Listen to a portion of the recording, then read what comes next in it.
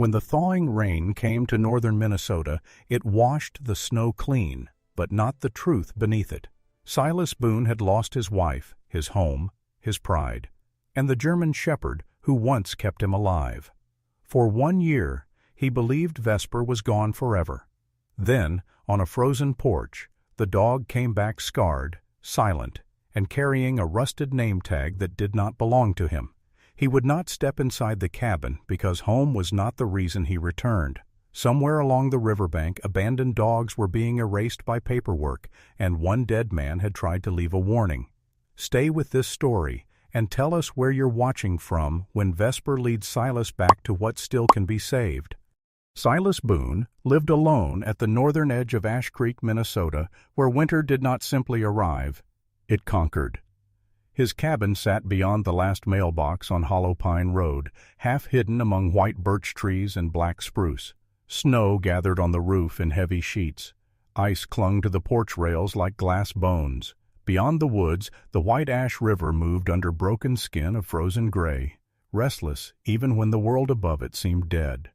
Silas was 55 years old, a former Navy SEAL with a body that still remembered discipline even after his spirit had forgotten why it mattered. He stood a little over 6 feet, lean but hardened by old training, with broad shoulders that had begun to slope from loneliness rather than age. His face was square-jawed and weathered, cut with deep lines around the mouth and eyes, and a short salt-and-pepper beard covered his jaw most mornings because shaving had become one of those small civilized habits he no longer trusted himself to keep. His hair, once dark brown, was cropped short and rough with gray at the temples, but his eyes remained the thing people noticed first. Pale blue-gray, cold and watchful, like winter water under thin ice. Once, those eyes had scanned hostile coastlines, dark compounds, and ruined streets. Now they scanned an empty kitchen, a dead wood stove, and the same bottle of whiskey waiting beside the sink like an old, ugly friend. A year earlier, his life had been divided cleanly in two, before Laurel, after Laurel. Laurel Boone had been his wife for 26 years, a tall, narrow woman with honey blonde hair, always pinned in perfect order, and pale skin that never seemed touched by weather. She had been beautiful in the hard way. Polished stone was beautiful, smooth, cold, and impossible to hold for warmth. In public, she spoke softly and smiled with careful restraint. In private, her words were sharp enough to make silence bleed. Their marriage had not ended with one betrayal. It had died by inches. Then, when Silas collapsed from a bleeding stomach after months of drinking like a man trying to drown from the inside, Laurel finished what the lawyers had started. While he lay in the hospital under white lights that smelled of antiseptic and shame, she cleared the house of what she believed was hers. Furniture, savings, tools, his father's old truck title, even the framed Navy photo from the hall, and Vesper. Vesper had been the only creature left who still looked at Silas as if he was worth waiting for. He was a male German shepherd, 6 years old now if he had survived the year, with a yellow-black working-line coat, deep chest, strong legs, upright ears, and amber-brown eyes so intelligent they sometimes seemed to ask questions no human dared speak aloud. He had not been a military dog, not officially, but Silas had trained him with the patience of an old operator who understood that trust could not be shouted into existence. Vesper had learned hand signals, scent trails, quiet movement, and the art of lying still beside a man whose nightmares arrived without warning. When Silas came home from the hospital, the cabin had echoed. The metal water bowl by the door was gone. So was the brown leather leash. So was the sound of claws clicking across the floor before dawn. At first Laurel would not answer his calls. Then, days later, through a lawyer's assistant who sounded too young to understand cruelty, Silas learned enough. Laurel had driven Vesper 2 towns over and left him near an industrial road outside Red Mill. She said she had rehomed the animal problem. Animal problem. Silas searched until his boots cracked at the seams. He drove to Red Mill, then farther. Truck stops, feed stores, shelter boards, vet offices, snowmobile trails. He slept in his pickup for 3 nights with Vesper's old blanket across his lap, calling his name into wind that gave nothing back. Weeks passed, then months. Hope, when starved long enough, became something mean. It stopped comforting and started accusing. So Silas drank. He drank because Laurel's voice still lived in the walls. He drank because the cabin felt too large without one dog sleeping near the door. He drank because the worst thought was not that Vesper had died. The worst thought was that Vesper had lived long enough to believe Silas never came. That afternoon, 1 year later, winter turned strange. The sky was bright but colorless. A white lid pressed over Ash Creek. A thin, freezing rain fell through the cold, ticking against the cabin windows and glazing the porch boards with a dangerous shine. Silas stood in the kitchen wearing an old flannel shirt, faded thermal pants, and wool socks with holes near both heels. His hands shook slightly as he poured whiskey into a chipped glass. Then something scratched at the front door. Not loud, not desperate. 3 slow scrapes. Silas froze. The bottleneck hovered over the glass. Whiskey spilled onto the counter, dark gold spreading like old poison. The sound came again. Scratch. Pause. Scratch. Scratch. His chest tightened so violently he almost laughed. Grief had tricks. He knew that. Some nights he heard Vesper walking outside the bedroom. Some mornings he still stepped around a body that was not there. "Not today," he muttered. But the scratching came a third time. Silas set the bottle down. The cabin seemed to hold its breath with him. He crossed the floor slowly, every board groaning beneath his weight. At the door, his hand stopped on the latch. For a moment, he was afraid to open it. Afraid there would be nothing. Afraid there would be something. He pulled the door wide. Vesper stood on the porch. At first, Silas did not move.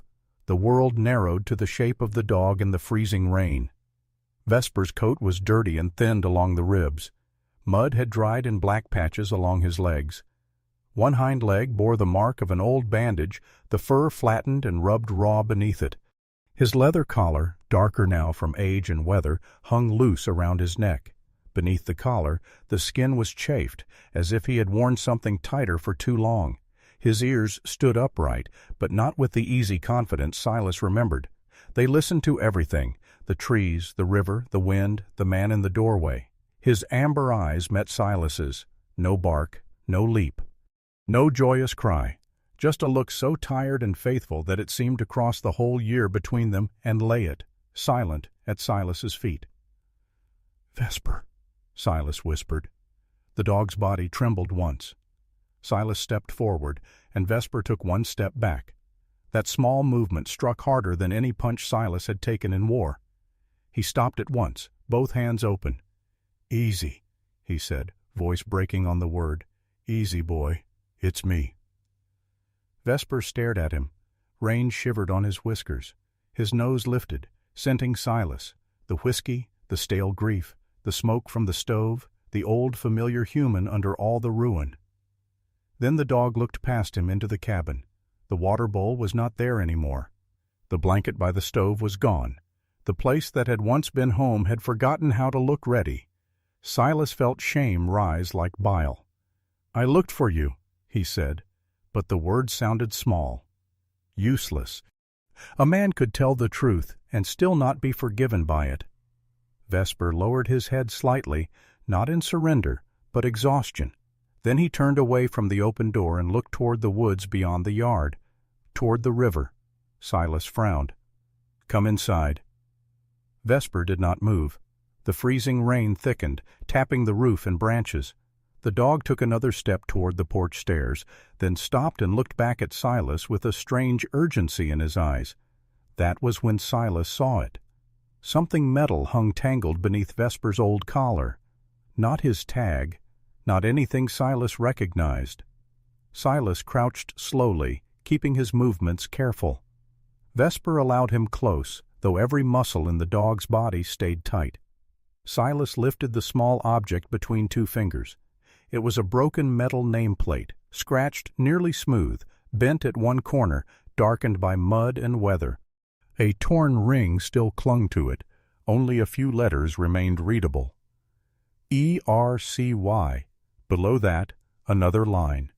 North Bank. Silas stared at the fragment. The freezing rain fell between them like silver threads. Mercy. North Bank. The words meant nothing, and yet Vesper watched his face as if they should. A dog did not cross a year of cold, hunger, roads, men, and storms to bring back a meaningless piece of metal. Silas looked toward the woods. "What did you find?" he whispered. Vesper gave one low whine. Not fear, not pain, warning.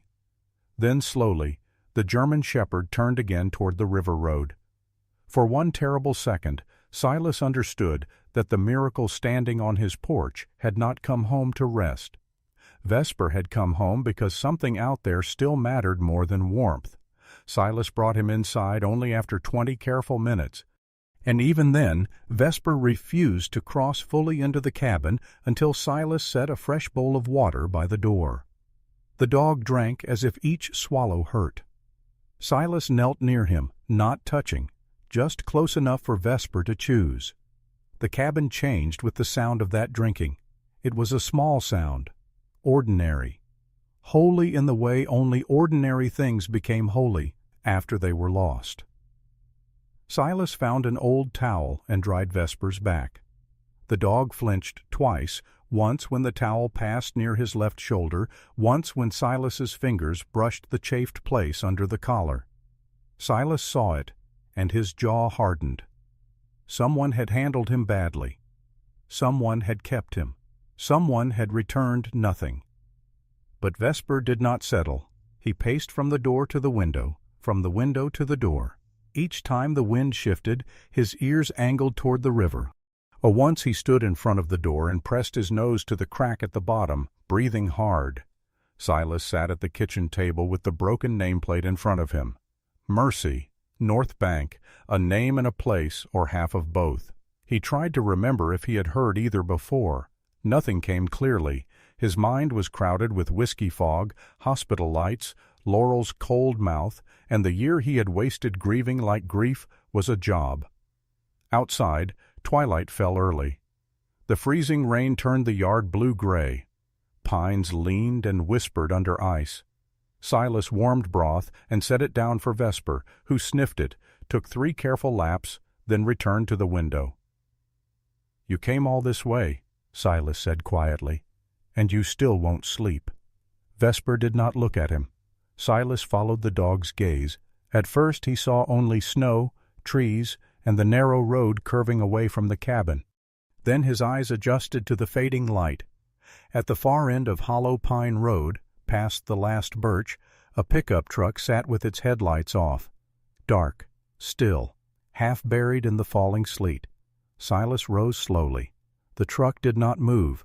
No engine sound reached the cabin, but the vehicle had not been there earlier. Its windshield reflected the pale sky like a blind eye. Vesper's lips lifted slightly from his teeth. A low growl gathered in his chest. Silas stood beside him, one hand resting near the old field knife he kept on the shelf by the door. The years had stripped much from him: money, marriage, dignity, sleep, but not the old understanding of being watched. Someone had seen Vesper return. Someone cared enough to wait in the storm. The truck remained for another minute, maybe 2, and then its brake lights glowed red once, faint through the ice, and it rolled backward into the trees without ever turning on its headlights. Silas did not chase it. Not yet. He looked down at Vesper. The dog was still staring at the empty road, body rigid, breathing slow and controlled. "You brought trouble with you," Silas said. Vesper finally looked at him. In those amber eyes, Silas saw no apology, only need. Later, after the stove was fed and the door was locked, Silas stood alone on the porch with the last bottle of whiskey in his hand. The freezing rain had stopped. The world glittered under a thin shell of ice. In the distance, the white ash river moved in the dark, black and patient beneath the broken winter. Behind him, inside the cabin, Vesper lay near the door instead of the stove, nose pointed outward, guarding a home he still did not fully trust. Silas unscrewed the bottle. For a moment he breathed in the bitter comfort of it. Then he turned it over. Whiskey poured down the porch steps and vanished into the snow, staining it briefly before the cold swallowed the color. He did not do it because he had become strong. He did it because a dog had crossed a year of abandonment to stand before him again. And if Vesper could limp through winter to find the man who had failed him, then Silas Boone could at least be sober enough to answer when destiny scratched at his door. Morning came pale and brittle over Ash Creek. The freezing rain had stopped before dawn, leaving the world sealed beneath a thin skin of ice. Every branch around Silas Boone's cabin glittered like glass. The birches stood white and silent beyond the porch, their black markings watching from the woods like old eyes. Somewhere below the slope, hidden behind frost and spruce, the white ash river moved with a low, steady mutter. Silas had not slept. He had sat most of the night at the kitchen table, sober for the first time in longer than he cared to count, listening to Vesper breathe near the door. Not sleep. Breathe. Guard. Wait. The German shepherd had refused the blanket by the stove. He had curled close to the front entrance instead, head raised every time the wind shifted. His yellow-black coat still smelled of cold rain, river mud, and something medicinal Silas could not name. Beneath the worn brown leather collar, the rubbed places on his skin looked worse in morning light. Silas had cleaned what he could. Vesper had allowed it with tense patience, not trust exactly, but memory reaching forward on wounded legs. Now the bowl of food sat untouched. "Eat," Silas said quietly. Vesper looked at the bowl, then at him. The dog's amber-brown eyes were calm, but they held a command no human word could improve. Then he walked to the back door, stood there, and gave one low breath through his nose. Silas stared at him. Outside, cold sunlight lay over the yard. The day was too bright to feel safe, the kind of bright that made every shadow look intentional. "You're not done with me," Silas murmured. Vesper's ears lifted. Silas dressed slowly, not because he wanted to delay, but because his hands still did not fully belong to him. He pulled on wool layers, his old dark green field jacket, heavy boots, and gloves stiff with age.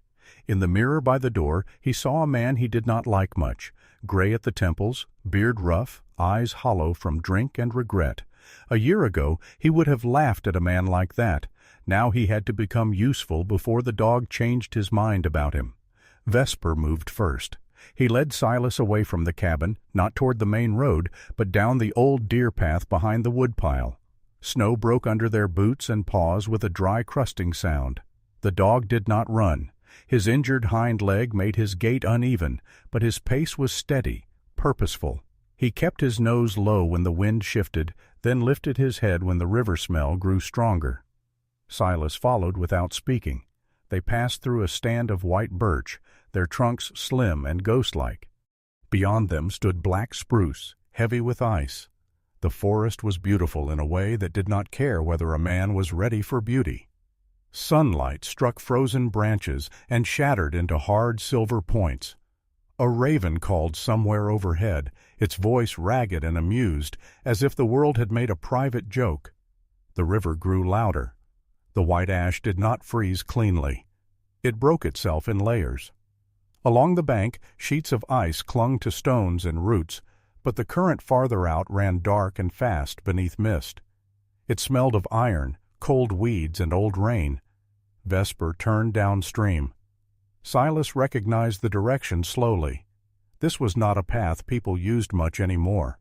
Years ago, before the new bridge and before money began dressing Ash Creek in words like renewal and future, this route had led to the old river patrol station, a small timber structure where volunteer rescue men stored ropes, lanterns, hooks, and boats with flat bottoms strong enough for winter water. Most people had forgotten it. Apparently Vesper had not. The station appeared after a bend in the trail, tucked too close to the riverbank, half swallowed by reeds and leaning spruce. Its roof sagged under snow. Boards had peeled away from the west wall. One window was covered with plywood, the other cracked into a spiderweb pattern that caught the morning light. The porch leaned toward the water as if tired of standing. At first glance, it looked abandoned. Silas stopped at the edge of the clearing. Vesper did not. The dog walked straight to the porch, paused, and sniffed the bottom step. Silas scanned the ground. Old habits sharpened inside him, rusty but not dead. He saw what the casual eye might miss. The tire tracks near the access lane, not fresh from that morning, but not old enough to be buried. A new padlock on the side door, its metal too clean for the building. Mud scraped from the porch boards, a narrow line in the snow where something had been dragged and lifted, not dragged all the way. His mouth went dry. The front door was not locked. That bothered him more. Inside, the station smelled of damp wood, mouse droppings, river rot, and beneath it all, faint but unmistakable, antiseptic. Not hospital strong, not recent enough to sting, but there. Vesper stood in the middle of the room, utterly still. Silas let his eyes adjust. The interior was mostly empty. A broken oar leaned against one wall. Rusted hooks hung above a workbench. An old map of the White Ash watershed curled in its frame. In one corner lay 3 folded blankets, too clean to belong to an abandoned building. Near the rear wall sat a metal water bowl with a crescent of ice still clinging to its rim. Silas crouched and touched it. Not ancient, not new, used. He looked at Vesper. What happened here? The dog moved toward the rear corner, not hurried, not uncertain. He lowered his head and began to scrape at the floorboards. Scratch, scratch. Then he stopped, looked at Silas, and scraped again. Silas felt his pulse change. There was nothing theatrical in the motion. Vesper was not performing. He was indicating. A working dog pointing to scent, memory, pressure, something hidden below the ordinary surface of the room. Silas took out his field knife and worked the blade between 2 boards near the rear door. The wood was swollen, stubborn, but one board had been lifted before. He could feel it. After a few minutes, the edge gave with a low groan. And beneath the floor was a narrow sealed space lined with old tar paper. Inside lay a canvas pouch wrapped in oilcloth. Silas pulled it out and opened it carefully. A small notebook, several Polaroid photographs, faded at the edges, a ring of old keys, and a metal badge. Silas picked up the badge first. The name across it had tarnished, but it was still readable. Jasper Vale, Ash Creek, River Rescue. For a moment, the cold seemed to leave the room. Jasper Vale had been dead nearly a year.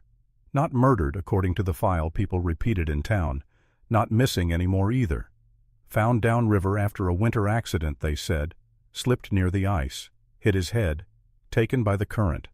A sad ending for a man who had spent half his life pulling others out of that same water. A Jasper had been in his late 50s, narrow-shouldered but wiry, with a weather-brown face, a gray beard trimmed unevenly, and eyes the color of wet stone. He wore old rescue coats long after the department stopped issuing them, and he had a habit of talking to dogs before people. He had never treated Silas like a hero, which Silas appreciated, and never treated him like a wreck, which Silas needed more than he admitted. During Silas's worst months, Jasper had left firewood by the cabin twice and said nothing about it. That kindness now cut deeper than an insult. Silas opened the notebook. The pages were wavy with old moisture but readable. Most entries were short: dates, addresses, dog descriptions, notes about condition, temperament, and whether food had been left behind. Male-hound mix, found tied to porch after property transfer, senior collie, refused to leave front steps, owner moved to assisted care, black lab, gray muzzle, house cleared before family arrived. Silas turned another page. His throat tightened. The Polaroids were worse than the words. Not because they were violent. They were not. One showed an old yellow house near the river, porch sagging, snow piled against the steps. A brown dog stood by the door, leash still clipped to the railing. Another showed a white-haired woman in a blue coat sitting beside a German Shepherd mix on a porch, both looking toward the camera with the fragile dignity of things about to be taken from a place they loved. A third showed a small terrier staring through the window of an empty kitchen. On the corner of several houses, bright red paint marked the siding. Demolition or transfer codes. Silas had seen marks like that on old buildings before towns learned to call destruction development. Vesper moved beside him. The dog lowered his nose to one photograph, then placed one paw lightly on the edge of it. Silas looked. The photo showed the river patrol station itself, taken in winter. 3 dogs lay on blankets inside the open doorway. One was a black lab, one was a thin shepherd mix. The third was barely visible near the rear wall. Yellow-black coat, upright ears, Vesper. Silas stopped breathing. On the back of the photograph, in cramped handwriting, someone had written, "Returned north again. Would not settle. Keeps listening for someone." The words blurred. Silas sat back on his heels. For a year he had imagined Vesper gone into a blank darkness, dead, stolen, lost beyond reach. But this photograph said something different. It said the dog had been alive, had been moving, had been trying, had not simply vanished into winter. He had been listening. For someone. Silas pressed his fist against his mouth, not to pray, not exactly, but to keep whatever was rising in him from breaking loose too loudly in that small room. Vesper leaned close enough that his shoulder touched Silas's arm. Not comfort, not forgiveness, a contact. It was more than Silas deserved. It was enough to keep him from falling apart. A sound came from the porch. One soft creak. Vesper's head snapped up. Silas folded the photograph into the notebook and rose without a sound. The old body came back to him in fragments, knees bent, breath slowed, weight shifting away from loose boards. He moved toward the front room, knife still in his right hand. Another creak. Someone was on the porch. Silas reached the doorway just as a shadow crossed the cracked window. He lunged outside. The porch was empty. But across the river, beyond the strip of ice and black current, a figure stood among the bare birches. A yellow raincoat. Hood up. Face hidden. The person did not run. They stood still, watching the station. Watching him. Vesper came onto the porch behind Silas and growled so low the sound seemed to vibrate through the old boards. Silas stepped down into the snow, but the river separated them, fast and dark. The figure remained for 3 heartbeats longer. Then they turned and walked into the trees.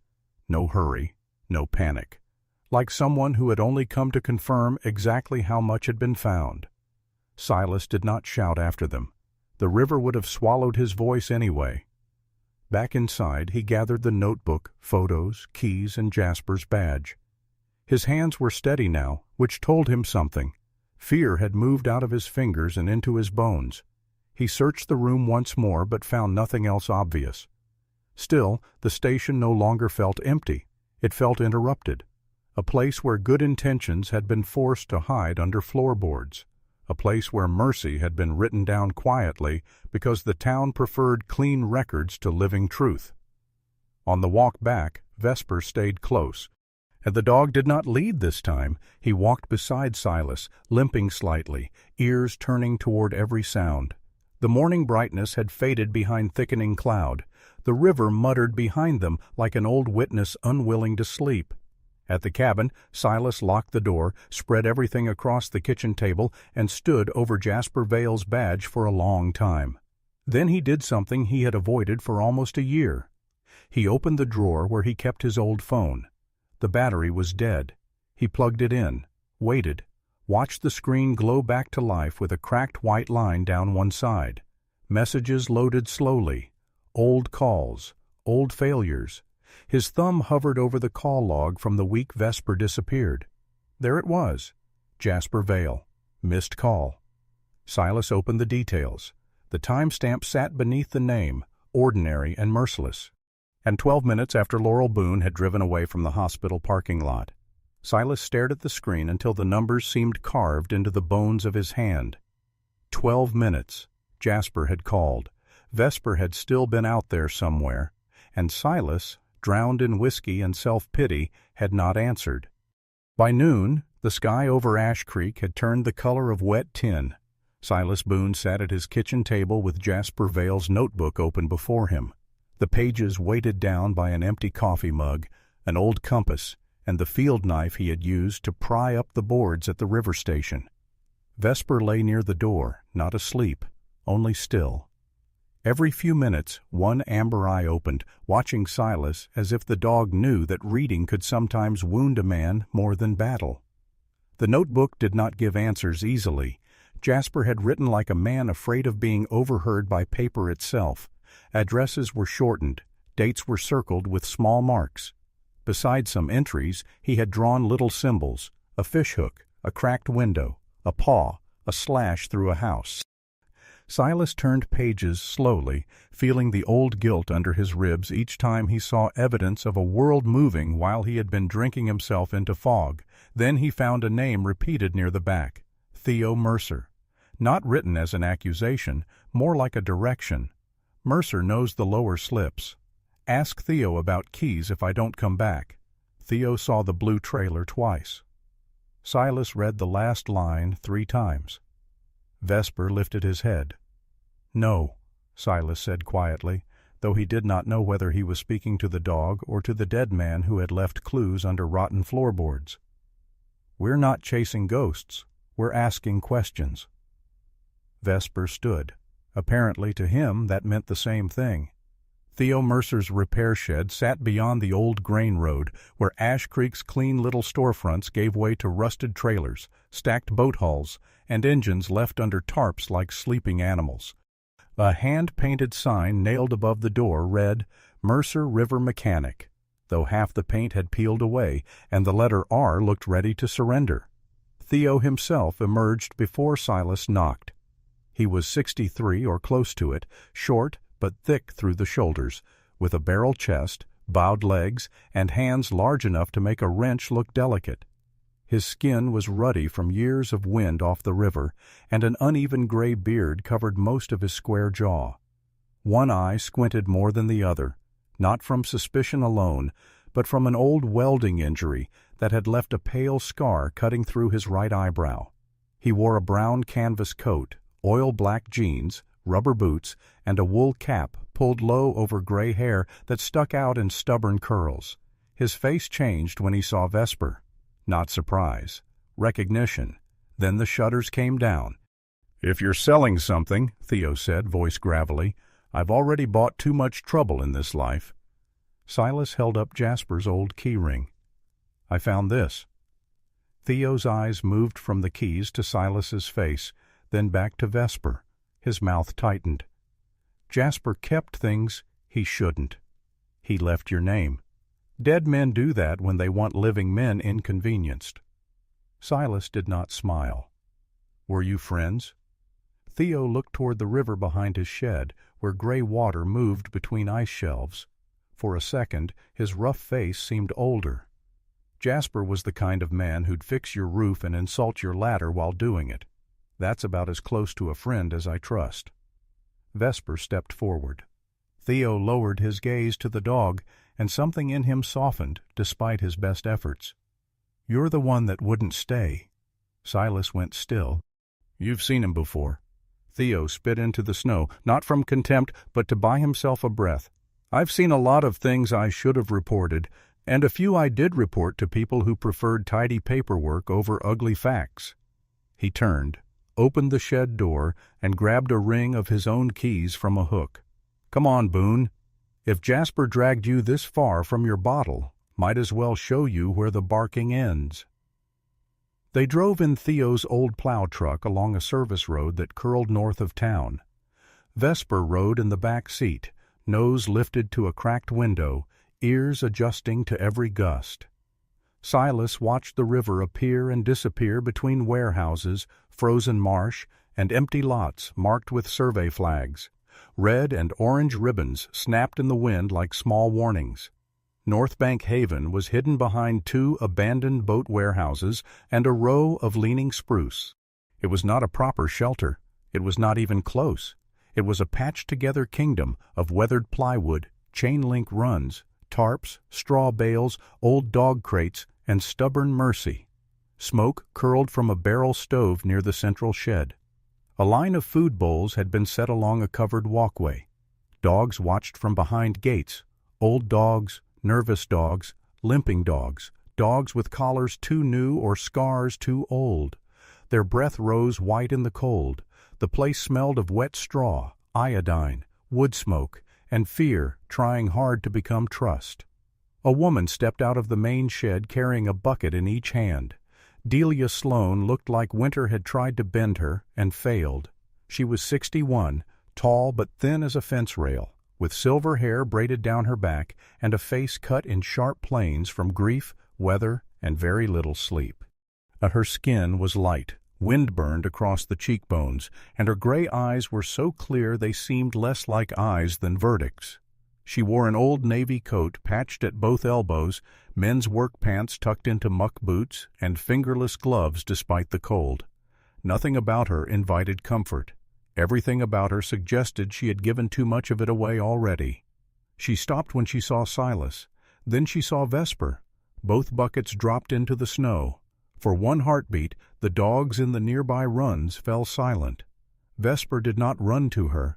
He only lowered his head slightly. Delia's face changed in a way Silas could not read. Relief, anger, grief, and something almost like respect crossed it all at once. "Well," she said, voice rough, "the North finally spit you back out." Silas looked at her. "You know my dog." Delia's gaze cut to him. "I knew a dog who refused every name we tried to give him. His name is Vesper. I know that now." Theo muttered, "Try not to bite each other before lunch." Delia ignored him. She stepped closer, slowly, letting Vesper choose the space between them. The German shepherd allowed her to touch 2 fingers to the side of his neck, just below the old collar. Her hand trembled once, then steadied. "He came through here 3 times, she said. "Maybe 4. Hard to count a ghost when he won't sleep under the same roof 2 nights in a row." Silas swallowed. "Why didn't you call me?" Delia's eyes sharpened. "With what number? The disconnected one? The old listing that went to a lawyer's office? Or the cabin phone nobody answered because the man inside was too busy pickling himself?" Theo looked away. Silas took the blow without defending himself. And there were punishments a man had earned too thoroughly to protest. Delia's mouth tightened, not quite with regret. "He was thin, half frozen. Wouldn't let us load him. Wouldn't settle in a kennel. He'd eat, rest a day, then head north along the river. Every time." Vesper moved past her toward the rows of dogs. The reaction was immediate. A trembling shepherd mix stood. An old black dog with a gray muzzle pressed close to the gate. Somewhere farther back, a small hound began to whine, then stopped when Vesper paused beside its run. Silas saw it then.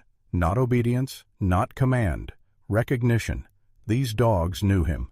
Vesper walked the line slowly, limping but calm. He stopped at the run of a pale senior collie whose hips sagged with age. The collie had one cloudy eye and a coat that might once have been cream, but now carried the dull yellow of long winters and cheap food. She stared through the fence, without moving. Vesper lowered himself to the ground outside her gate. The old collie blinked. Then, inch by inch, she lowered herself too, until their noses nearly touched through the wire. Delia said nothing for a long time. When she finally spoke, her voice was softer. She hadn't laid down outside her crate in 6 days. Silas looked at Vesper, then at the row of dogs watching the exchange. The rehook came quietly, without thunder or revelation. The dog Silas had mourned as lost had spent a year becoming something else to the abandoned. Not a stray, not a survivor only, a kind of moving shelter, a living signal that the discarded were not alone. And Silas, who had spent that same year drowning in whiskey, felt the shame of that difference settle into him like a stone. Delia cleared her throat as if softness offended her. "You want the truth? He didn't come back because he suddenly remembered you. He never forgot you. That was the problem." Silas looked up. "He kept leaving because something in him still pointed north," she said. "But he kept returning here because the river kept bringing us dogs, some with collars, some with chips, some with paperwork that smelled cleaner than the people who signed it." A truck engine rumbled beyond the warehouses. Every dog in the nearest run stiffened. Vesper rose at once. 2 men in orange survey vests passed along the far access road without stopping. One carried a tripod, the other marked something on a tablet. Their truck bore no town seal, only a white magnetic sign with black letters too far away to read clearly. Delia watched them with hard eyes. "They've been coming all week," she said, "measuring, flagging, photographing buildings that were here before their fathers learned to shave." "Who are they?" Silas asked. "Contractors, land people, men who say words like hazard and renewal when they mean remove." Theo spat again. "North Bank's getting dressed for money." Silas looked at the dogs, at the tarps, at the patched gates. "And this place?" Delia smiled without humor. "This place is ugly." "Ugly things are always first on the list." A dark green Subaru pulled into the yard before Silas could answer. The woman who stepped out carried a medical bag in one hand and a scanner in the other. She was in her late 40s, compact and sturdy, with olive skin, dark hair streaked with iron gray and tied at the nape, and brown eyes so direct they made lying feel inefficient. She wore a charcoal parka, rubber boots, and no makeup. A thin scar crossed the bridge of her nose, giving her otherwise calm face a permanent hint of impatience. "This him?" she asked Delia, nodding toward Silas. "This is the man," Delia said. The woman looked him up and down. "He looks underfed and overhaunted." Theo coughed something that might have been a laugh. Delia said, "Dr. Mara Pike. She keeps half this place alive and the other half documented." Mara crouched before Vesper without ceremony. "And you," she said to the dog, "are the reason Delia has been impossible for 3 days." Vesper sniffed her sleeve, then allowed the scanner near his shoulder. Silas's hands tightened. Mara noticed, but did not pause. "Microchip scan. If he was registered properly, we get a trail. If not, we get another headache." The scanner beeped. Mara read the small screen.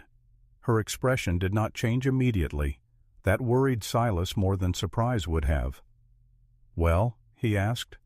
Mara scanned again, then a third time. Delia stepped closer. Theo went very still. Mara's eyes lifted to Silas. "His chip doesn't list you." Silas felt the cold move through him. "Laurel, then?" "No." The word landed too flat. Mara turned the screen toward him. The registered intake record was recent enough to matter, old enough to be suspicious, and written in the plain dead language of systems built to avoid blame. North County Animals Transition Services. No owner name, no family contact, no history, just a designation. Processed animal. Transferred status pending. Silas stared at the screen. Vesper stood between the rows of kennels, surrounded by dogs who had gone quiet again. Some had once belonged to porches, kitchens, beds beside fireplaces, old hands that scratched behind their ears. Now they stood behind wire while paperwork decided what they had been. Silas looked at Delia. She did not look triumphant, only tired. "I told you," she said. "Somebody learned how to make abandonment look official." Vesper turned his head toward Silas. In his amber eyes there was no accusation. That made it worse. Because Silas understood then that Vesper had not merely survived the year between them. He had survived inside a graveyard where loyalty was not killed loudly, but erased line by line, form by form, name by name. And somehow the dog had still remembered where home was supposed to be. By the next morning, Ash Creek had put on its clean face. The town always knew how to do that after ugliness. Snow softened the edges of broken fences. Frost brightened old windows. Smoke rose from bakery chimneys in blue ribbons, and the church bell rang 9 times over streets swept white by the night wind. From a distance, Ash Creek looked like a place where nothing cruel could happen unless it happened quietly. Silas Boone stood outside the town cafe with Vesper at his side and Jasper Vale's notebook tucked beneath his coat. He had not wanted to come into town.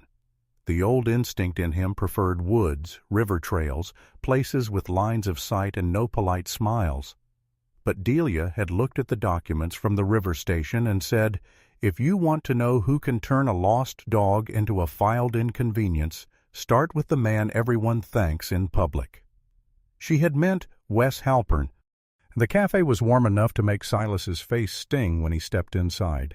It smelled of cinnamon rolls, burned coffee, wet wool, and small-town forgiveness, the kind people served generously to men with money and withheld from men who failed in visible ways. Wes Halpern sat at the corner table beneath a framed photograph of the rebuilt firehouse.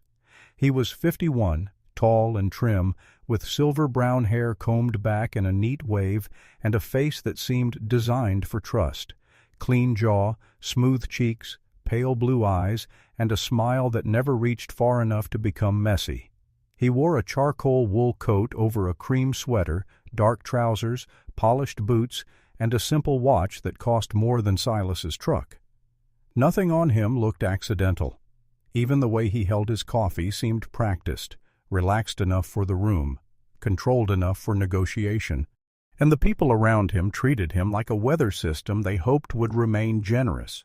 A man from the hardware store thanked him for donating new heaters to the firehouse. The cafe owner waved from behind the counter.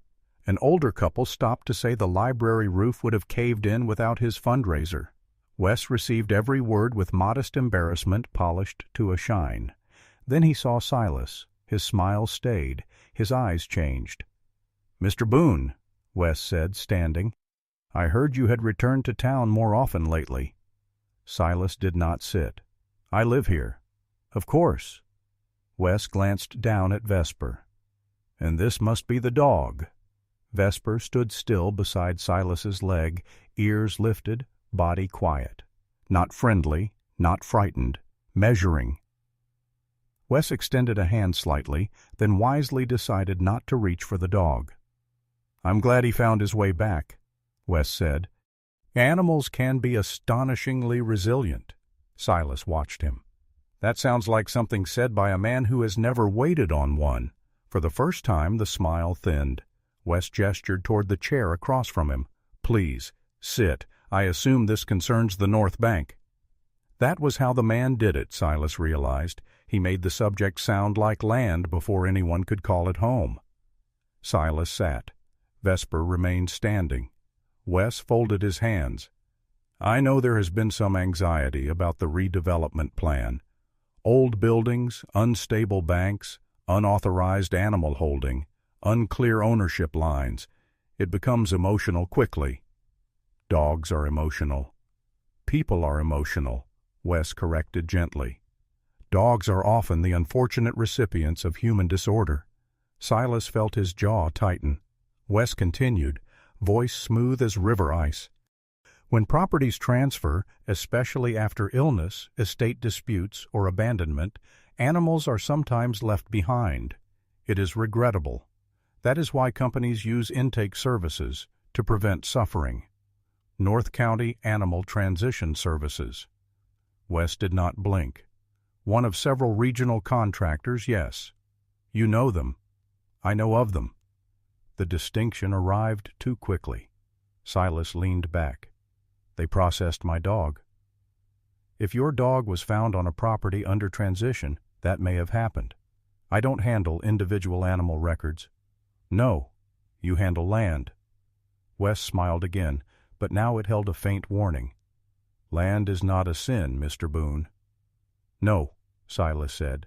"Calling everything on it disposable might be." For a moment the cafe noise seemed to move farther away. Forks clicked. A bell over the door rang. Someone laughed too loudly near the counter and then stopped, sensing tension without knowing its name. Wes lowered his voice. "You have been through difficulties. Everyone knows that. I say that with sympathy." Silas said nothing. "When a man suffers," Wes continued, "the world can begin to look organized against him. I would hate to see grief lead you into accusations you can't support." There it was. Not a threat. Not openly. Offense dressed as concern. Vesper gave one low sound in his chest. Wes looked down at him.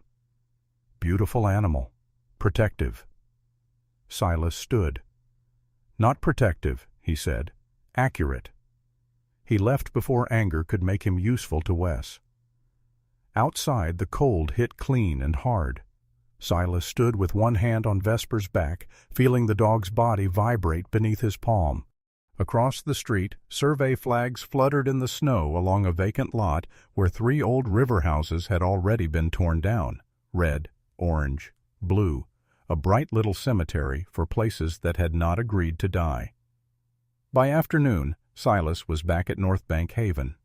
Delia Sloane had spread Jasper's notebook, Polaroids, and copies of intake records across a plywood table inside the central shed.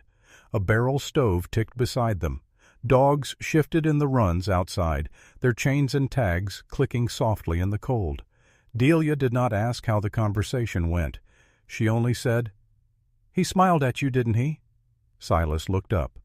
"That's how men like Wes check if their knives are sharp," she said.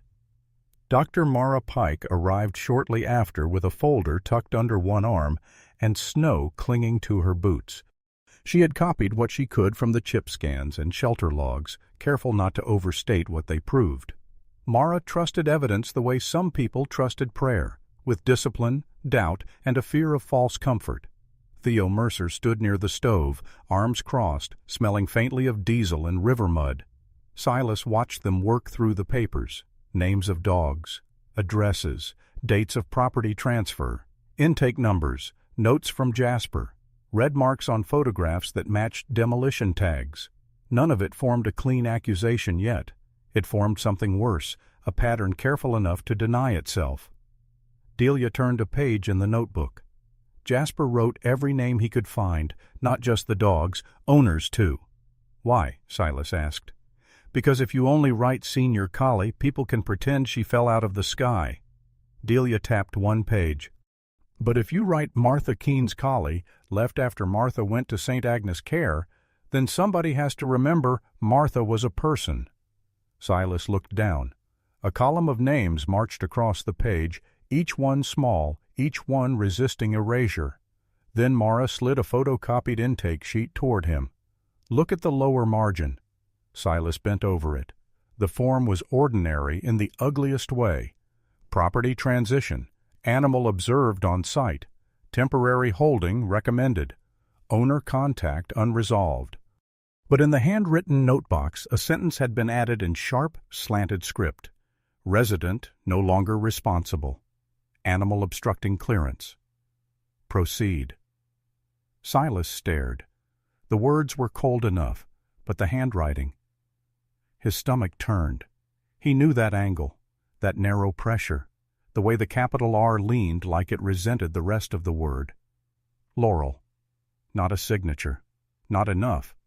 But close enough to feel like a hand reaching out from the past and closing around his throat. Mara saw his face. "You recognize it." Silas could not answer at first. Delia's eyes hardened. Theo looked toward the door as if he wanted something solid to hit. Silas touched the edge of the paper with 2 fingers. Suddenly, Vesper's year away was not only a wound Laurel had made in one moment of spite. It was connected to a language she understood too well. Clearance, responsibility, proceed. Words that washed blood off decisions before anyone had to see it. Vesper, lying by the stove, raised his head. The dog did not come to Silas. He only watched him, still and solemn, as if warning him not to confuse discovery with truth. That was the rehook of the day. Not a scream, not a confession, but a line of handwriting on a clean form. A familiar slant in a strange machine. The past had not merely hurt Silas and walked away. It had taken a job inside the very system now swallowing the riverbank. Silas folded his hand into a fist, then forced it open. "No," Mara said quietly. He looked at her. "You go after your ex-wife with this alone. They'll make you look like a drunk man chasing a divorce ghost." Delia's mouth tightened, but she did not disagree. Theo muttered, "Hate it when the doctor's right." That evening, Sheriff Nora Kincaid came to Haven. She arrived in a dark county SUV without sirens, parking beside the sagging warehouse as if she had no interest in making theater out of law. Nora was 52, medium height, strong through the shoulders, with light brown skin weathered by wind, sleepless winters, and years of roadside death notifications. Her black hair, threaded with silver, was cut just below her jaw and tucked behind one ear. She had a square, steady face, deep-set dark eyes, and the kind of calm that made people confess before they meant to. Her uniform was neat, but not decorative.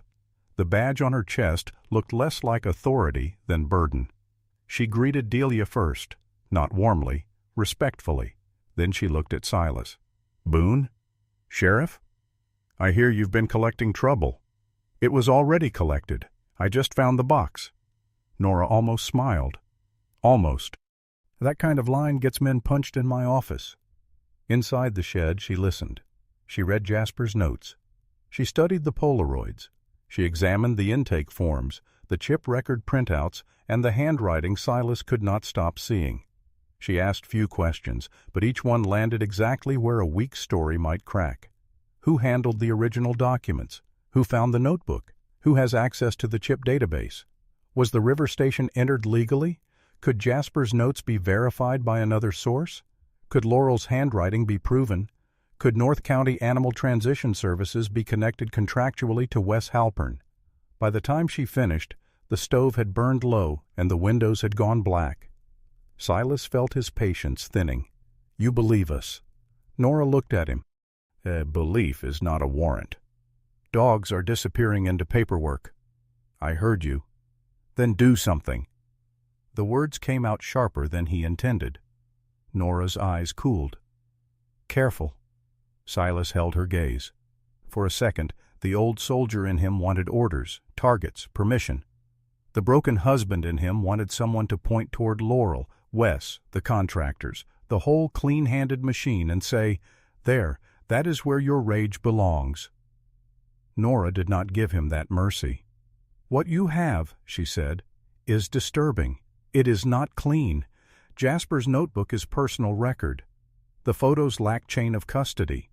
The intake forms suggest misconduct, but don't prove criminal intent. Delia's shelter sits in a legal gray area, and if I move wrong, Wes's lawyers will bury the dogs under compliance violations before I get near him." Delia looked away, and Silas understood then why she had stayed quiet so long. Not cowardice, triage. Nora stepped closer to the table. Her voice softened, but only slightly. "If you want to save this right, Boone, you have to survive the fact that truth moves slower than rage." No one spoke. Outside, one of the dogs barked once, then fell silent. Nora gathered copies of what she could lawfully take. At the door, she paused and looked back at Silas. "Don't confront Laurel. Don't threaten Wes. Don't enter another property without calling me first." Silas gave a dry laugh. "That an order? That is me trying to keep you from becoming the unstable veteran in their report." The words struck because they were fair. After Nora left, the shed seemed smaller. Delia began stacking papers. Mara labeled folders. Theo swore quietly at the stove because the fire had gone weak. As Silas picked up Jasper's notebook again, needing something solid in his hands that had not been processed, stamped, or softened by law. Near the back, he found where a page had been torn out. He had missed it before because the remaining edge was thin, tucked against the binding. Now, under the bare bulb above the table, the ragged paper showed faint indentations. Jasper had pressed hard when writing the missing page. Mara handed him a pencil without being asked. Silas shaded lightly over the torn edge. Letters rose from pressure marks like ghosts coming up through snow, not the whole message, only part of one line. "If I don't say it in time, don't look where the paperwork starts, look where the people disappear." Silas read it once, then again. The shed, the dogs, the cold stove, the documents, the woman's handwriting, Wes's perfect smile, all of it shifted around that sentence. This was not only about abandoned animals. The dogs were the footprints left behind after something larger had already happened. Silas looked toward the dark river beyond the warehouse walls. For the first time, he understood Jasper had not been tracking lost dogs. He had been tracking the missing edge of a town's conscience. By morning, North Bank Haven had a paper nailed to its front gate. It looked harmless at first. A white notice, cleanly printed, protected inside a plastic sleeve against the wet wind. It hung there beside a chain-link latch, fluttering softly while dogs barked behind it and the pale winter sun rose over the old warehouses. Silas Boone read it once. Then again. Temporary animal holding site, subject to safety review. Riverbank instability. Improper structural certification. Pending redevelopment survey. Possible closure before spring thaw. The words were polite. That made them worse. Behind him, Vesper stood in the snow with his ears forward, his yellow-black coat catching the weak morning light. The German shepherd did not bark at the paper. He only stared past it, toward the rows of patched kennels and old tarps where more than 24 dogs waited without understanding that human language could decide whether they had a roof tomorrow. Delia Sloane came out of the central shed carrying a bucket of feed. Her silver braid hung over one shoulder, and her long, wind-burned face showed no surprise at the notice, only fatigue sharpened into anger. "They put that up before dawn," she said. Silas looked at her. "You knew this was coming." "I knew they'd find a clean reason." Delia set the bucket down hard enough to spill a little kibble into the snow. "Old wiring, soft bank, no certified drainage, fire risk, animal welfare concern, pick a sin. Old places have plenty." Dr. Mara Pike stepped from one of the kennel runs, medical bag in hand, her dark hair tucked under a wool cap. She had been checking a shepherd mix with a swollen paw. Her face, compact and serious, looked more tired than usual. "The ground is unstable," Mara said. "That part isn't fake." Delia snapped, "Thank you, doctor. I do enjoy accuracy before execution." Mara did not flinch. "If we pretend the danger isn't real, we lose. If we admit it, they use it to empty the place before we can move the dogs safely." Theo Mercer stood near the old barrel stove, rubbing oil-black fingers over his beard. He smelled of diesel, river mud, and sleeplessness. "Bank's been soft for years. Jasper used to say the river was eating this side one quiet bite at a time." Silas looked toward the white ash beyond the warehouses. It ran under sheets of gray ice, beautiful and patient, like a blade wrapped in silk. "So what happens if they close it?" he asked. Delia's laugh came out dry. "They'll call it transfer. Some county intake, some regional contractor. A list of crates, a list of numbers, no names unless somebody fights for them." Mara lowered her eyes. That was the real terror of it. Not that the dogs would all die tomorrow, but that they would vanish into systems too tidy to mourn. Silas spent the morning working, because work was the only prayer his hands still understood. He hauled feed bags from Theo's truck, patched a loose section of fence, replaced frozen water buckets, and carried straw into the oldest kennel row. Vesper followed him but never crowded him. The dog moved like a quiet second shadow, pausing often beside certain gates as if checking the breathing of each resident. One dog in the far corner had stopped eating. Delia called him Amos, and he was an old black and white cattle dog, maybe 12, with a narrow muzzle gone gray, one ear torn at the tip, and cloudy brown eyes that seemed to look inward more than out. His ribs did not show badly, but age had drawn his body tight around the bones. He lay on a folded blanket in the corner of his run and ignored the food bowl near his paws. "Owner died in November," Mara said, crouching outside the gate. "House sold 2 weeks later. He waited on the porch until the movers locked him out." Silas said nothing. There were too many ways to be left. Around noon, a dark sedan pulled into the gravel outside Haven.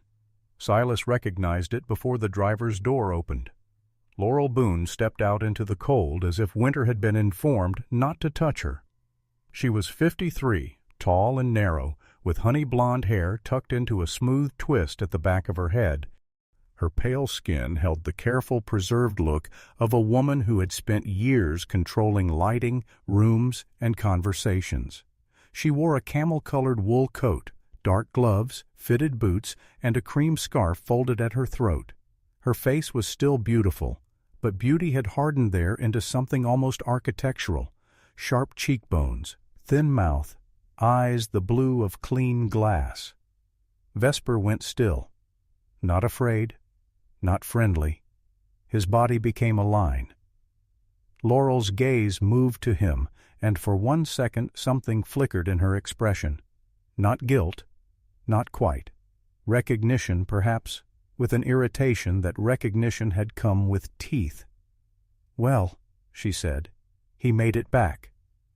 Silas stood beside the gate. "You knew he might."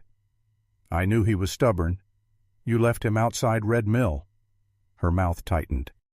"I removed him from a situation that had become impossible." Delia took 1 step forward, but Mara caught her sleeve. Silas kept his voice low. "He wasn't furniture, Laurel." "No," Laurel said. "He was worse. He was the last living monument to everything you refused to fix." The words struck harder because they did not arrive shouted. Laurel had always understood the cruelty of calm. She looked around Haven with a faint curl of distaste. "I came to finish a property file, not revisit our marriage in front of your new audience." Silas noticed the folder under her arm then. White, labeled, official. "Property file for who? That is none of your concern." "Does it involve the North Bank?" Her eyes cooled. "You are not well enough to make this your crusade." "I'm sober." "For 2 days?" Laurel said softly. "That must feel heroic." Vesper gave a low growl. Laurel glanced at him. "You always loved being forgiven by animals. They ask less." Silas felt the old wound open, but underneath it something sharper moved. "Did you sign intake paperwork?" "For abandoned property cases?" she asked. "Sometimes. Contract clerical work. Temporary, legal, boring. Dogs were part of that property. Animals left behind had to be managed." "Managed." Laurel's face hardened. "You want me to weep? Fine. It was unfortunate.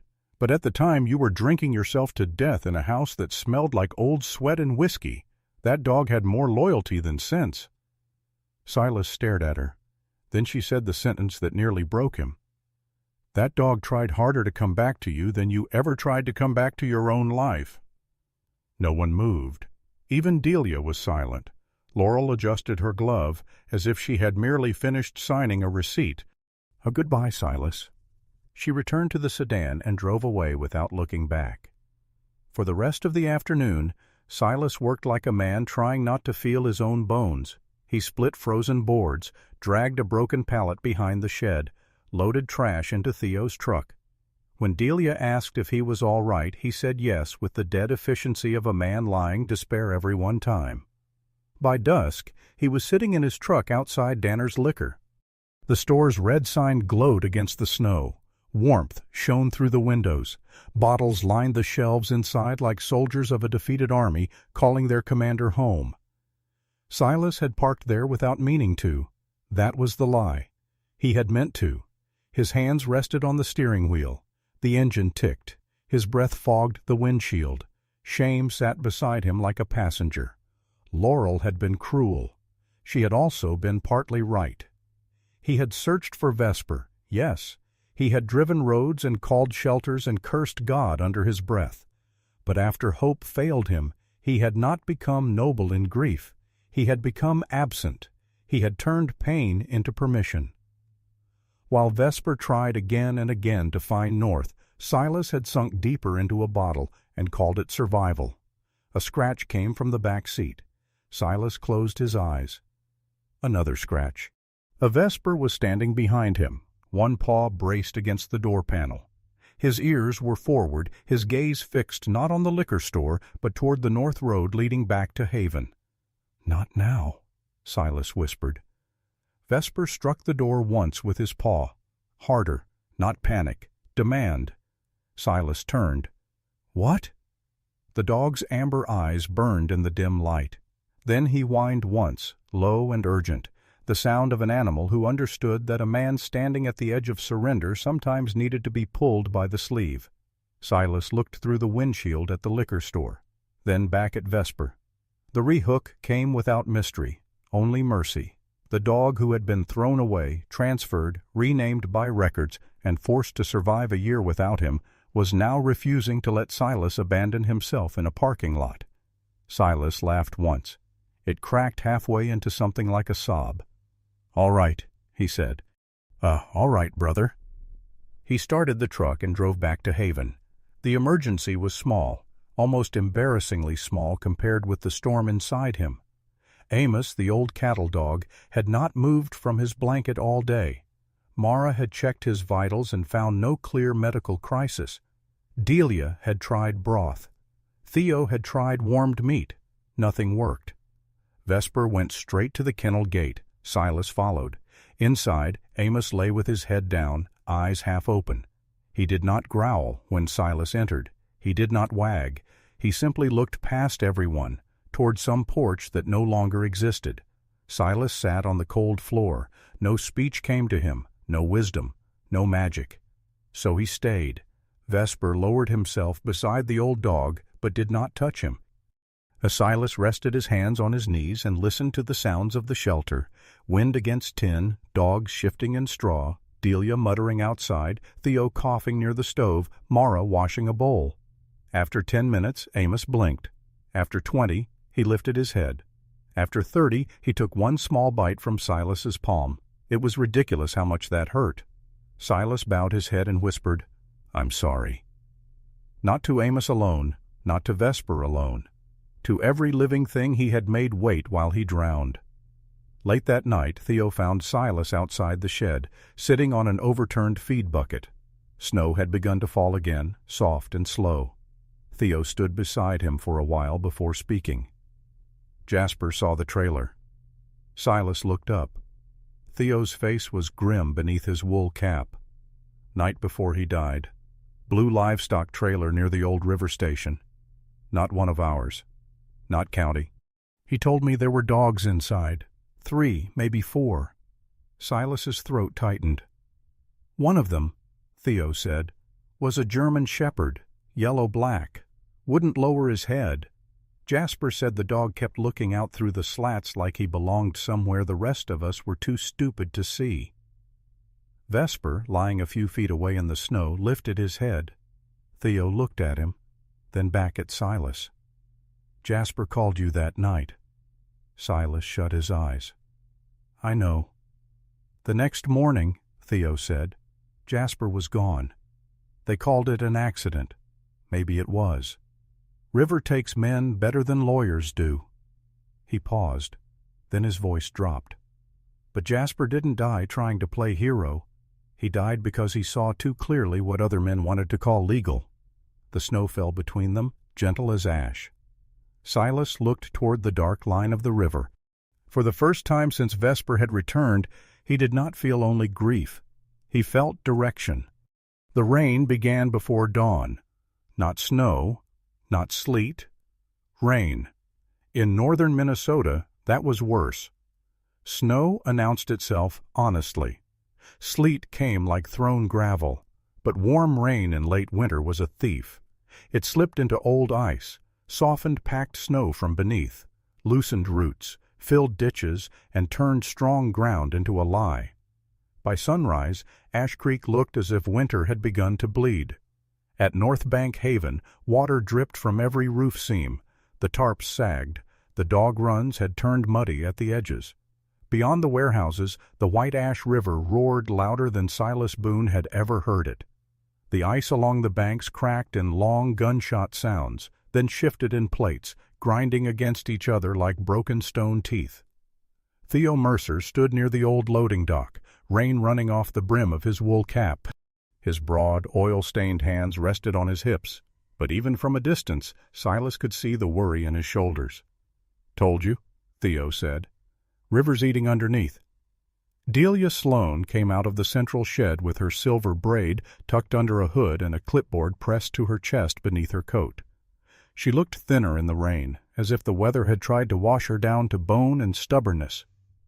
"Don't start enjoying being right," she snapped. "I hate being right," Theo muttered. Ruins my mood.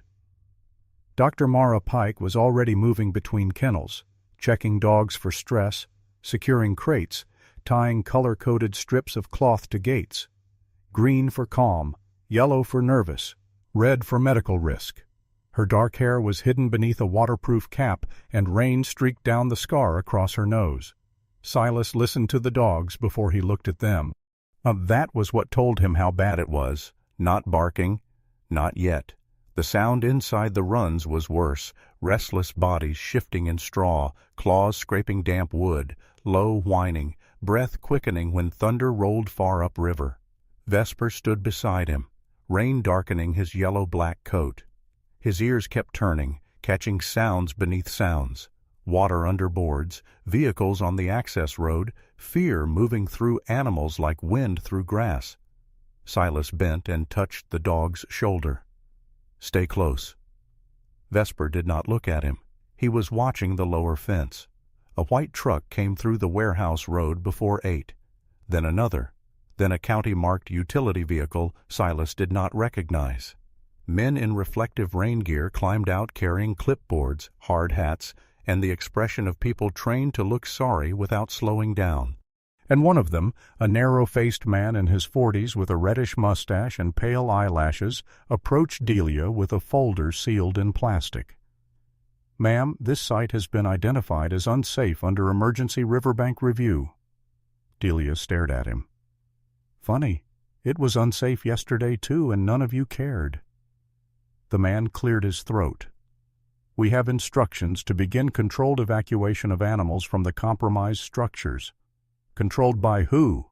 He did not answer quickly enough. Theo took one step forward. Silas caught the smallest movement from Mara, her hand lifting, warning them not to explode too soon. The man read from the paper. "Temporary removal will be coordinated through contracted animal transition providers." Vesper growled. Not loud. Enough. Every dog nearest the fence went silent. Silas felt something cold move beneath his ribs. The same language again. Transition. A provider. Removal. Words made soft so no one had to say taking.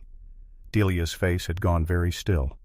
"You touch one gate without my list, and I'll make sure your grandchildren hear me yelling." The man blinked. Mara stepped in, voice sharp. "These dogs have medical records. Some cannot be transported without evaluation. Some require sedation planning. You move them wrong, you create liability." That word reached him. Liability. Not mercy. Not fear. Liability. He hesitated. Then Sheriff Nora Kincaid's SUV rolled into the yard. Nora stepped out into the rain wearing a dark sheriff's jacket over her uniform, her jaw-length black and silver hair tucked behind one ear, eyes steady and unreadable. She carried authority without raising her voice, which made the yard seem to tighten around her. "No animals leave without documented condition reports," Nora said. "No crates get loaded unless Dr. Woe. So Pike clears them. No one enters a kennel alone." The man with the mustache looked relieved and annoyed at once. "Sheriff, we have paperwork." "So do I," Nora said. "Mine has a badge on it." For 1 hour, Haven became a battlefield without weapons. Silas moved where Mara pointed. He lifted crates, reinforced gates, carried old dogs across mud, and helped Theo rig a rope line from the central shed to the higher warehouse. Delia barked names like a field commander calling souls out of a flood. "Harbor first! He panics with engines." "Put Amos near the stove crate, not the metal one." "Don't let that hound see the blue tarp." The rain grew harder. It came sideways, slashing under hoods and collars, turning straw into pulp. The lower runs began to flood in thin brown ribbons. Ice cracked again along the river, with a sound so deep even the men from the trucks stopped and looked. Vesper moved through the chaos with eerie discipline. He did not herd like a farm dog. He read fear and leaned into it. When an old black dog froze at the mouth of a crate, Vesper stood beside him until the dog stepped forward.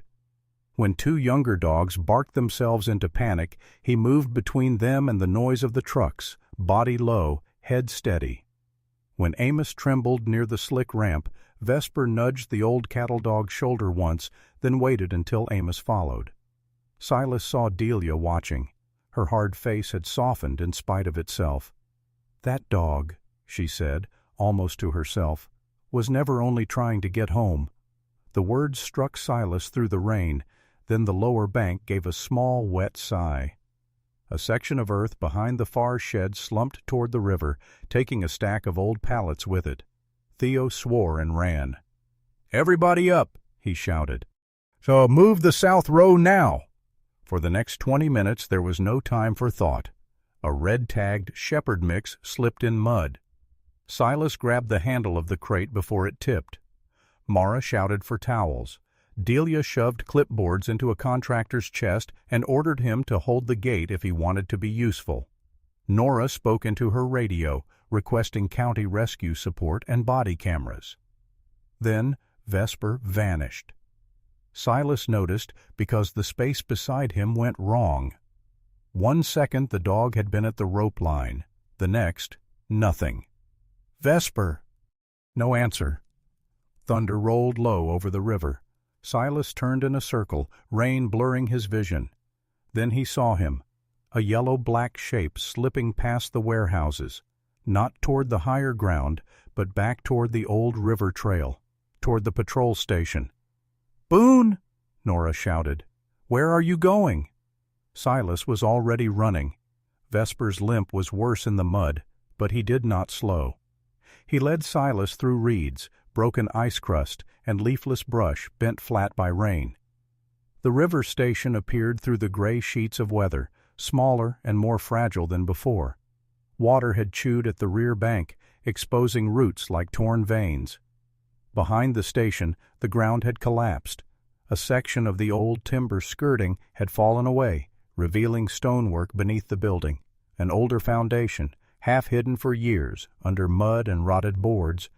A Vesper scrambled down first, then stopped at the edge of a dark opening between stones.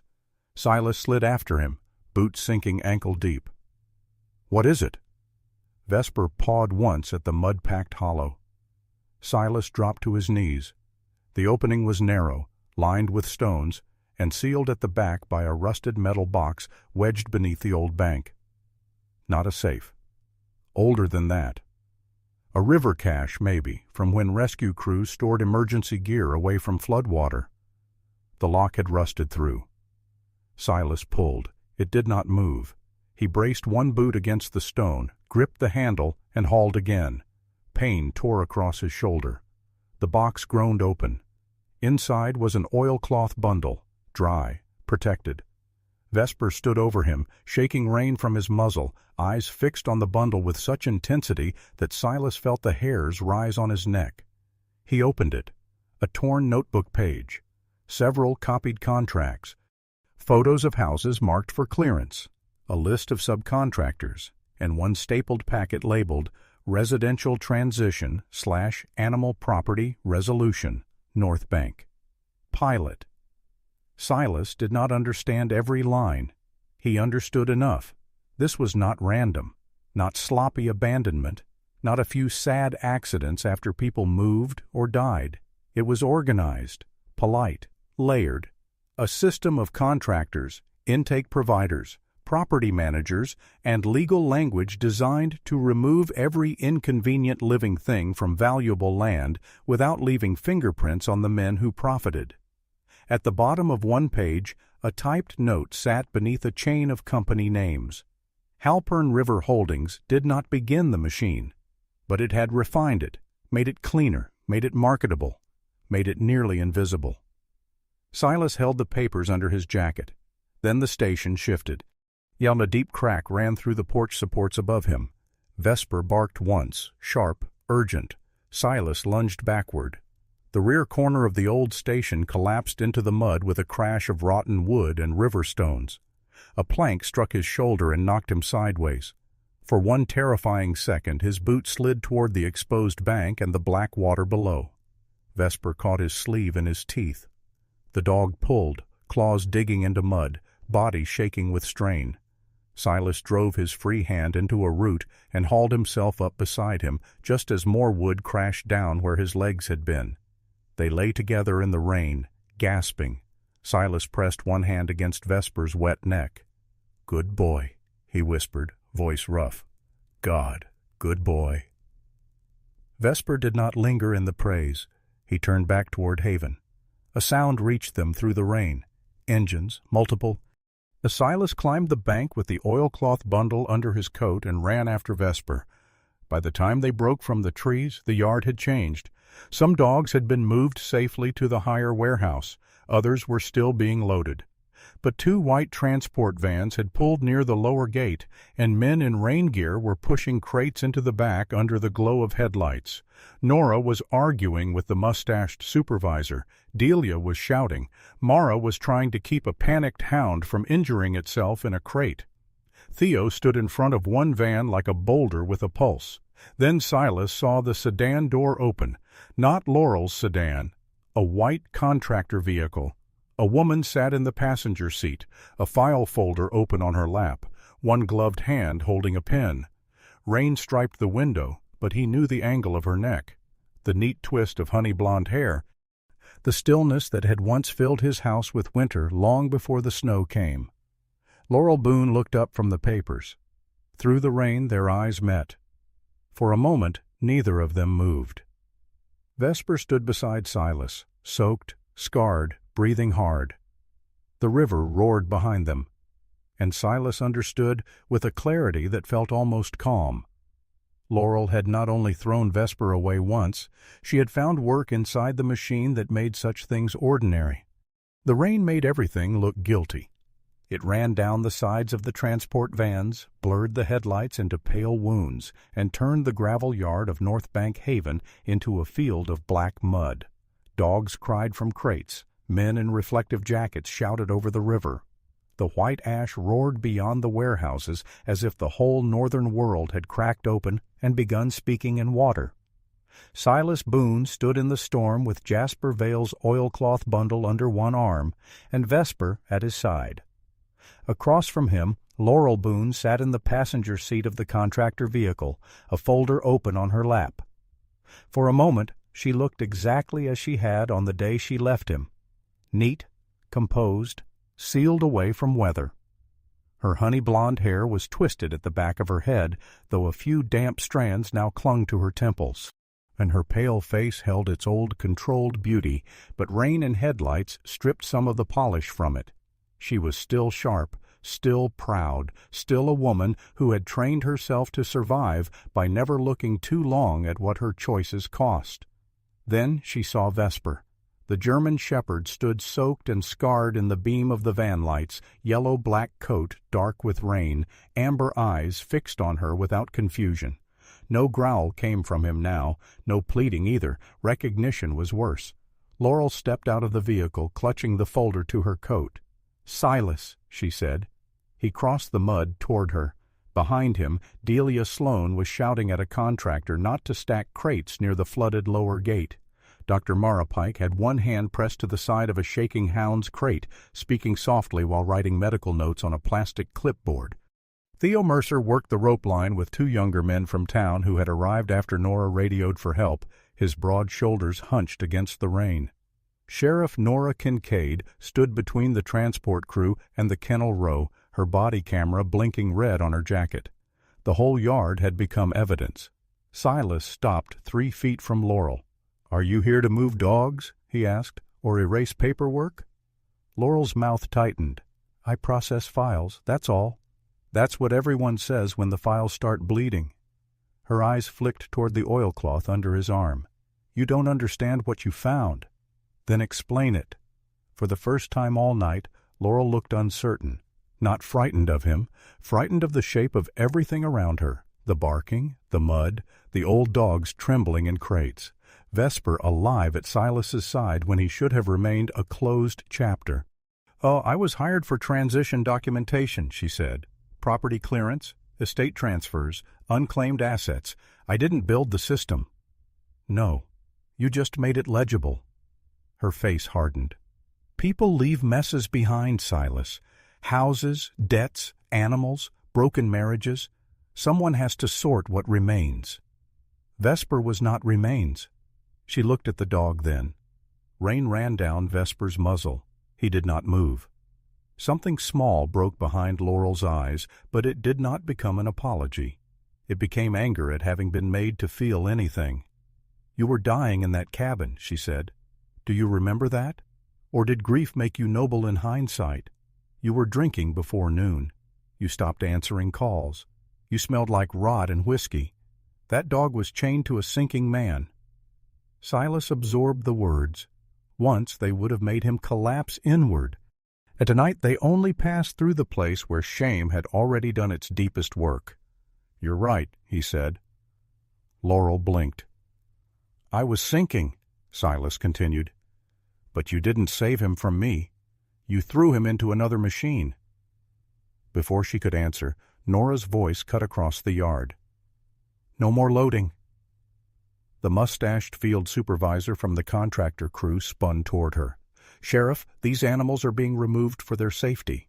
Nora held up one of Jasper's copied documents, Rain spotting the plastic sleeve around it. "And now their removal is part of an active inquiry. Every animal stays accounted for until I verify origin, condition, and destination. You can't interfere with an emergency transfer order." "I can when the emergency transfer order is tied to questionable intake documentation, possible property fraud, and animal neglect." Nora's dark eyes did not move from him. "Try me in writing." The man's confidence faltered. That was when Wes Halpern arrived. He did not run through the storm. Men like Wes rarely hurried where others could see them. He stepped from a black SUV beneath a large umbrella held by one of his assistants, his charcoal coat buttoned neatly, his silver-brown hair damp but still controlled. Even surrounded by mud, floodwater, and frightened animals, he looked like a man arriving to correct a misunderstanding at a board meeting. "Sheriff Kincaid?" he called, voice calm. "This is getting unnecessarily dramatic." Delia turned on him like a blade. "You came to watch the trash get hauled away?" Wes's pale blue eyes moved over her without settling. "I came because unsafe conditions are putting animals and people at risk." Silas walked toward him, Vesper close at his leg. Wes noticed the oilcloth bundle. For the first time, the man's face changed. Only slightly. Enough. Silas held up the packet. "Jasper Vale kept better records than your contractors." Wes lowered the umbrella with one hand, exposing himself to the rain as if to prove he was not afraid of weather or accusation. "Jasper Vale was a troubled man who wandered into dangerous places. He wandered into the truth. The truth," Wes said gently, "is that towns have to change or die." Wes said gently, "Is that towns have to change or die. Ash Creek cannot preserve every collapsing shack, every derelict warehouse, every sentimental attachment to what used to be." Vesper's ears lifted. The dogs nearest the vans went quiet again, as if the yard itself had begun listening. Wes looked past Silas toward the flooded lower runs, the patched kennels, the mud, the tarps, the old buildings trembling in rain. "Every town must decide what it carries into the future," he said, "and what it leaves behind." No one spoke. Even the river seemed to draw a breath. Silas looked at the crates, at Amos, the old cattle dog, lying exhausted but alive beneath a tarp, at Delia, soaked and shaking but still standing, at Mara's hands, stained with iodine and rain, at Theo's face, hard with a grief he had carried since Jasper went into the river, at Laurel, holding the folder like a shield that had grown too thin. Then he looked at Vesper, the dog who had been abandoned, processed, redirected, and still found north. Silas reached down and took hold of the nearest crate strap. Inside, an old black dog with a silver muzzle pressed its nose against the bars. "People start rotting," Silas said, "the moment they call a living thing something that can be left behind." The words did not sound heroic. They sounded tired. That made them harder to dismiss. Then Vesper did something no one expected. He left Silas's side and walked to Laurel. She stiffened. The yard watched. Vesper stopped in front of her, rain dripping from his ears. Slowly, without lowering his gaze, he nudged the folder in her hands with his nose. A paper slipped loose and fell into the mud. Laurel looked down. The top line read, "Animal Property Resolution, Unclaimed/Obstructing Clearance." In the note box below, a sentence had been written in her own sharp, slanted hand. "Resident no longer responsible. Animal obstructing clearance. Proceed." Laurel stared at the words. All the rain in Ash Creek could not wash that ink clean. Her face did not crumble. She was too practiced for that. But her lips parted slightly, and the folder lowered by an inch. For one strange, holy second, the storm seemed to become a courtroom, and the only witness that mattered had no language except memory. Vesper did not accuse her.